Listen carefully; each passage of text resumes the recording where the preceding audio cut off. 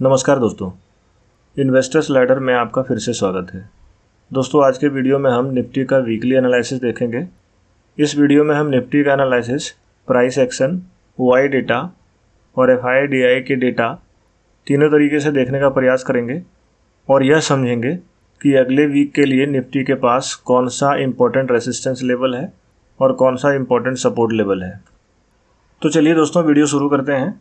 Video में आगे बढ़ने से पहले स्टैंडर्ड डिस्क्लेमर, इस वीडियो में बताया गया एनालिसिस केवल एजुकेशनल और इन्फॉर्मेशन पर्पस के लिए है। इसे किसी भी प्रकार का बाय या सेल का रिकमेंडेशन ना समझें। कोई भी डिसीजन लेने से पहले अपना एनालिसिस खुद से करें या अपने फाइनेंशियल एडवाइजर से संपर्क करें। दोस्तों, सबसे पहले अगर हम निफ्टी के प्राइस एक्शन को देखें तो निफ्टी 2 वीक पहले 24,780 के आसपास का हाई लगाने के बाद बैक टू बैक हर सेशन में नीचे ही आता जा रहा था। पिछले 2 दिनों से निफ्टी का गिरना थोड़ा रुका है। दोस्तों, प्राइस एक्शन देखने से तो यही लगता है कि निफ्टी में कुछ खास मूवमेंट नहीं होने वाला है। सेंटिमेंट बेयरिश ही है। ज़्यादा चांसेस है कि अगले वीक भी निफ्टी साइडवेज ही रह सकता है। अगर प्राइस एक्शन के हिसाब से देखें तो निफ्टी के पास 24,350 से लेकर 24,400 के आसपास का एक इम्पोर्टेंट रेसिस्टेंस जोन है और अगर प्राइस एक्शन के हिसाब से इसके सपोर्ट को देखें तो 24,000 के आसपास को जो जोन है वह एक स्ट्रॉन्ग सपोर्ट जोन की तरह काम कर सकता है, क्योंकि निफ्टी का पिछला स्विंग लो 24,000 के आसपास का ही जोन है।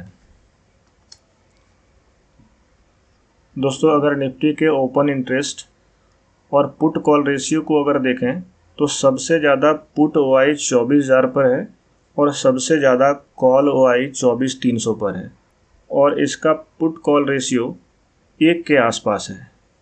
पुट कॉल रेशियो तो यही सजेस्ट कर रहा है कि मार्केट में पुट और कॉल दोनों बराबर बराबर सेल हो रहे हैं। इसका मतलब है कि मार्केट में किसी एक साइड का मूवमेंट तो थोड़ा मुश्किल है और अगर OI के हिसाब से देखें तो 24,000 और 24,300 एक स्ट्रॉन्ग लेवल हो सकते हैं। और दोस्तों, अगर हम FIIs के फ्यूचर एंड ऑप्शन के पोजीशन को देखें तो फ्यूचर में FIIs ने इस पूरे वीक शॉर्ट बढ़ाए हैं और अगर इसके ऑप्शन को OI को देखें तो फॉरेन इंस्टीट्यूशनल इन्वेस्टर्स ने ऑप्शन में बेयरिश पॉइंट ऑफ व्यू से पोजीशन बनाए हुए हैं। उनके पुट शॉर्ट और कॉल शॉर्ट का अगर आप रेशियो देखेंगे तो यह 0.78 है। इसका मतलब तो यही निकलता है FIIs के पोजीशंस ज़्यादातर शॉर्ट ही हैं, तो चांसेस तो यही बनते हैं कि FII तुरंत अपने पोजीशन को फ्लिप करके लॉन्ग तो नहीं करेंगे। दोस्तों, अगर प्राइस एक्शन के हिसाब से देखें, OI के हिसाब से देखें और FIIs के पोजीशन के हिसाब से देखें तो अगले वीक मार्केट में कुछ खास मूवमेंट होने के चांसेस बहुत कम हैं। ज़्यादा चांसेस यही हैं कि मार्केट साइडवेज रह सकता है। अब अगर ओवरऑल पिक्चर देखें तो निफ्टी के पास 24,300 से 24,400 का जो जोन है वह एक स्ट्रॉन्ग रेसिस्टेंस जोन है और अगर सपोर्ट जोन की बात करें तो वह 24,000 के आसपास का है।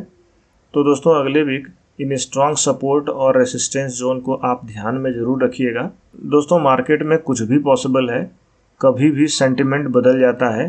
अगर करेंटली देखें तो क्रूड ऑयल का प्राइसेस जो है वो 93-94 के आसपास बना हुआ है। क्रूड ऑयल का प्राइस जब तक ऊंचे स्तर पर बना हुआ है तब तक इंडियन मार्केट के लिए एक मैक्रो रिस्क तो ओपन ही है। और दोस्तों, किसी भी प्रकार का कोई पॉजिटिव न्यूज़ या किसी भी प्रकार का कोई पॉजिटिव सेंटिमेंट अगर मार्केट में दिखेगा, अगर कोई नया डेवलपमेंट आएगा तो मैं आप लोगों को चैनल पर पोस्ट करके ज़रूर बताऊंगा। इसके लिए चैनल को सब्सक्राइब कर लीजिए। और दोस्तों, अगर यह वीडियो आपको अच्छा लगा हो तो लाइक कीजिए और यह वीडियो और भी लोगों को शेयर कीजिए। ठीक है दोस्तों, फिर मिलेंगे। तब तक स्वस्थ रहिए और मस्त रहिए।